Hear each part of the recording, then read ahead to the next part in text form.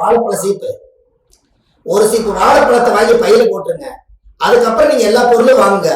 எல்லாமே சீப்பா வாங்குவீங்கன்னு, அது பேரே சீப்பா வாங்குவீங்கன்னு. அவ்வளவுதான் பாருங்க சார்.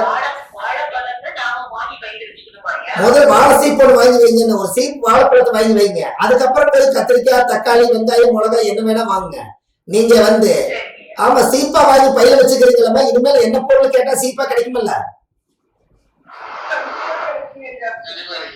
முதல்ல அதை வாங்கணும்ல. இங்க போனா சீப்பா சார், இங்க போனா சீப்பா கிடைக்கும், அங்க போனா சீப்பா கிடைக்குங்கிறீங்க. கொஞ்சம் கொஞ்சம் வீட்டுல போடுங்க. இந்த கடல்ல இருந்து அலைவாசி ஒண்ணு வருது இல்லைங்களா, அந்த மாதிரி வந்தது ஐயா. அந்த அனுச நட்சத்திரத்துக்கு தானே நான் அந்த காத்தலையை சொன்னேன். அந்த அப்படி சொல்லி வரும்போது அனுச நட்சத்திரக்காருக்கு உயிர் சக்தி அதிகம்னு சொன்னதே, அந்த அந்த பெரிய மரம், மிகப்பெரிய ஒரு பனைமரம் அங்க புதனும் சனியா இயங்குது.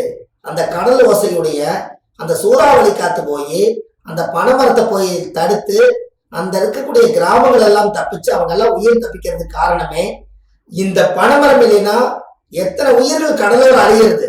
இதுக்கு எல்லாமே பனைமரம் அனுசந்தான். அதனாலதான் அனுசம் உயிரை காப்பாற்றும். அதனாலதான் ஆயில் கொண்டு போய் 8ஆம் பாவத்தில் கொண்டு போய் அனுசத்தை வச்சிருக்காங்க. எப்படி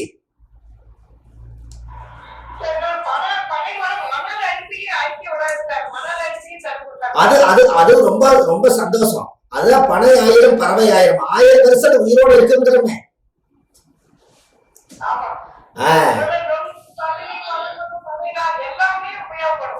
எல்லாமே இருக்குது. பனைமரம்மா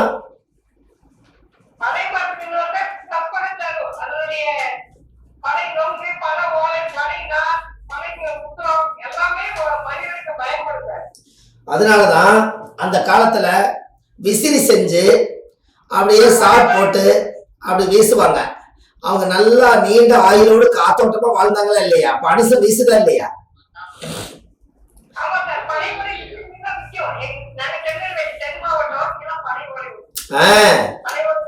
அதுதான் பாருங்க. சேலம் என்ன நட்சத்திரமா இயங்குது? அம்மா சேலம் என்ன நட்சத்திரமா இயங்குது? சேலம் என்ன நட்சத்திரமா இயங்குது? சேலம் சேலத்துல என்ன பேமஸ்? அப்ப மாம்பழம் பூரட்டாதி. அப்ப பூரட்டாதி நட்சத்திரம் மாம்பழம். அந்த ஊர்ல மாம்பழத்துக்கு ஒரு பவர். அப்ப மாம்பழம் பூரட்டாதி.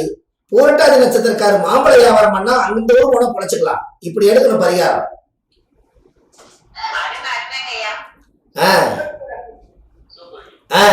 பூரட்டாதி நட்சத்திரம் குபேரன் பிறந்த நட்சத்திரம். அப்படின்னா சதய நட்சத்திரத்துக்கு 2வது நட்சத்திரம் பூரட்டாதி நட்சத்திரம். அப்ப 2வது நட்சத்திரத்தை தனதாரை, காசு வரக்கூடிய நட்சத்திரம். அப்ப சதய நட்சத்திரக்காரர் எல்லாருமே டெய்லி காலையில பேங்க்ல போய் உங்களோட அக்கௌண்ட்டுக்கே ஒரு செல்லான் எடுத்து 1000 ரூபாய் பேங்க்ல கட்டி உங்க அக்கௌண்ட்டுக்கு வர வச்சீங்கன்னா அன்னையிலிருந்து காசு சும்மா குபேரன் நாட்டு வர ஆரம்பிச்சிடும். ஏன் அப்படி? பேங்க் என்பது குபேரன் இருக்கிறது. பேங்க்ல தான் அவ்வளவு பணம் இருக்குது. அப்ப பேங்க் இருக்கிறது குபேரன். அப்ப 2வது நட்சத்திரக்கார் டெய்லி பேங்குக்கு போயிட்டு வரணும். சதய நட்சத்திரக்கார் பேங்குக்கு போயிட்டு வந்தாங்கன்னா அவங்களுக்கு காசு வந்துகிட்டே இருக்கு. ஏன்னா 2வது நட்சத்திரம் குபேரன் வீட்டுக்கு போயிட்டு வர்றாங்க. இவர் குபேரன் நிறைய பேர்ல பேங்க் போகணும். இங்க இருந்தே நம்ம கூகுள் பேல அனுப்பக்கூடாது. செல்ல அங்க போய் பேங்க்ல போய் நம்ம பாதம் பட்டு அங்க இருக்கிறவங்களை எல்லாம் பார்த்துட்டு ஒரு டம்ளர் தண்ணி குடிச்சிட்டு ஒரு 1000 ரூபாய் நம்ம சொந்த காசை எடுத்து நம்ம அக்கௌண்ட்டுக்கே செல்லான் போட்டு கட்டி ஒரு சீல் வச்சு கொடுத்தா குபேரன் வீட்டுல போய் சீல் வச்சு வாங்கிட்டு வந்தீங்கன்னா காசு போய் கட்டிக்கிட்டே இருப்பீங்க, பணம் வந்துகிட்டே இருக்கும்ல. இப்படி எல்லா நட்சத்திரத்துகளுக்கும் பார்க்கணும். பாருங்க, உத்தர நட்சத்திரம் பூர நட்சத்திரத்துக்கு அதிபதி பூர நட்சத்திரம். அப்ப பூர நட்சத்திரத்துக்கு 2வது நட்சத்திரம் என்ன வரும்?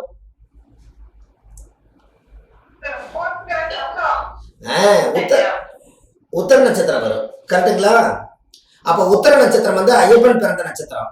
ஐயப்பனுடைய கோயில போய் மாதுளாம்பழம், உத்தரம் என்பது மாதுளாம்பழம் ஒரு 2 கிலோ வாங்கிட்டு போய் ஐயப்பன் கோயில வச்சு படைச்சு ஒரு பழத்தை ஐயப்பனுக்கு நைவேத்தியம் பண்ணிட்டு மீதி இருக்கிற பழத்துல ஒரு பழம் நீங்க கோயிலுக்கு உட்காந்து சாப்பிட்டுட்டு மீதி இருக்கிற பழமெல்லாம் அங்க இருக்கிறவங்களுக்கெல்லாம் ஒண்ணு கொடுத்துட்டு வந்தீங்கன்னா உத்தர நட்சத்திரம் ஃபர்ஸ்ட் கிளாஸா உங்களுக்கு வேலை செஞ்சு பூர நட்சத்திரக்காரர்களுக்கு காசு வந்துகிட்டே இருக்கும் ஐயப்பன் கோயில் போயிட்டு வந்தா. எப்படி?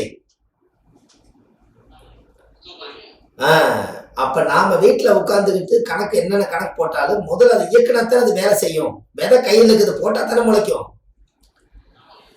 விதைத்தவன் உறங்கினாலும் விதைகள் உறங்குவதில்லை. இப்படி எல்லாம் நீங்க பரிகாரத்தை கிரியேட் பண்ணி எடுக்கணும் பாருங்க. ரொம்ப நீங்க ஆர்வமா இருந்ததுனாலதான் நான் கொஞ்ச நேரம் பேசினேன். இல்ல நீங்க ஆர்வமா இருந்ததுனால முத நீங்க என்ன பார்த்ததுனால உங்களுக்கு நான் வந்து பேசுறேன். அப்ப நான் நிறைய உங்களுக்கு இந்த பரிகாரங்கள்லாம் நீங்க எல்லாம் வாங்க, உங்களுக்கு நிறைய விஷயங்கள் கொடுக்குற, உலகத்தை கொண்டு போய் சேர்த்துங்க, நல்லபடியா இருக்கட்டும். நான் உங்களுக்கு அடுத்த நேரடியாக உங்களை நான் சந்திக்கிறேனுங்களே. சரி, ரொம்ப சந்தோஷம். எல்லாருமே நல்லபடியா தூங்குங்க, சரிங்களாம்மா? சரி, அம்மாவையும் அதுல இருந்து விடைபெற சொல்லிருங்க. ரொம்ப நன்றிங்கம்மா, ரொம்ப நன்றிங்கம்மா.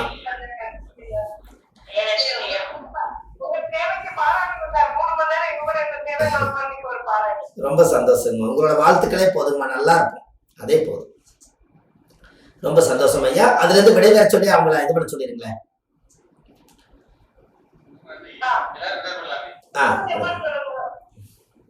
அம்மா விடைபெற சொல்லிருங்களேன்.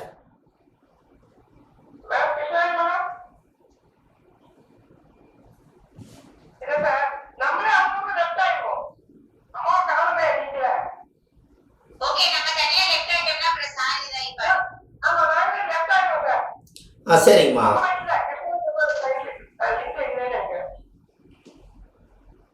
சரி, பரவாயில்லைங்கம்மா, அவங்க ஏதாவது ரெஸ்ட் எடுப்பாங்க. நான் அது எப்படி வரேன்னு தெரியல. இருங்க, அது ஒரு நிமிஷம், நான் வந்துடுறேங்கம்மா. ரொம்ப நன்றிங்கம்மா எல்லாத்துக்கும்.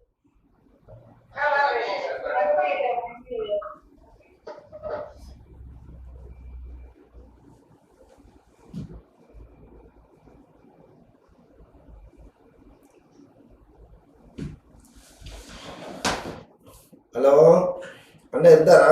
ஹலோ அண்ணா, மூர்த்தி அண்ணா, வணக்கம். ஹலோ அண்ணா,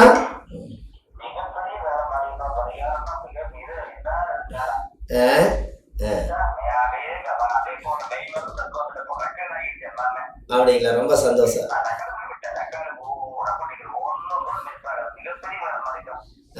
எத்தனை மக்கள் படிக்கிறாங்க பாத்தீங்களா? என்னங்கண்ணா?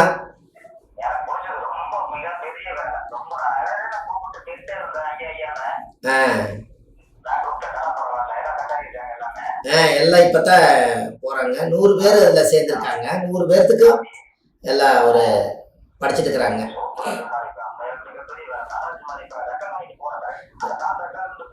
ஆமாமா,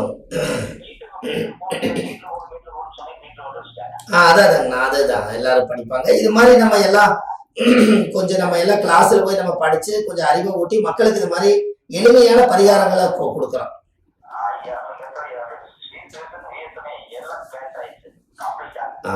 அதான் பாருங்க. ரொம்ப நன்றிங்கண்ணா, நீங்க நல்லபடியா படுங்க, சரிங்களா? காலைல கூப்பிடுறேங்கண்ணா. சரிங்கண்ணா, சரிங்கண்ணா, வச்சுட்டுங்களா? சரி.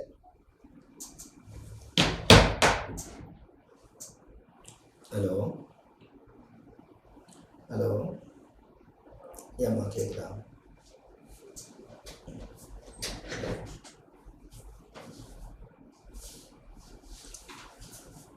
No.